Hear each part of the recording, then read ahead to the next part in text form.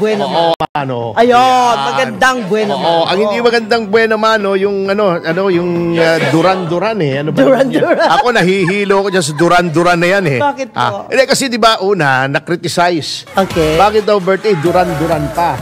Samantalang si Pangulong Duterte naman, pag nagbe-birthday, durian-durian lang. O, di ba noon, nag-birthday si Pangulong Duterte, ay may lechon at pinulaan siya. O, palechon-lechon ka pa, marami naghihirap. Okay. Ano ba yung presyo ng lechon? 8,000, 9,000. Opo. Yung Duran-Duran pala, 50 million pesos. Ang talent fee, na-research na. Ang galing. At yun ang guest dun sa kaarawan ni Pangulong Marcos. Ayaw. Ngayon, eto nga ayaw pa sanang sabihin, nabuking.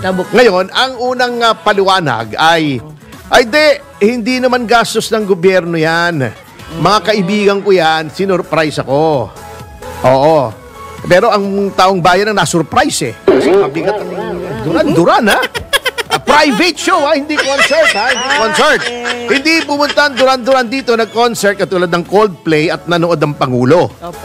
Pinapunta ang Duran-Duran dito para sa private concert ng Pangulo and 80 yata.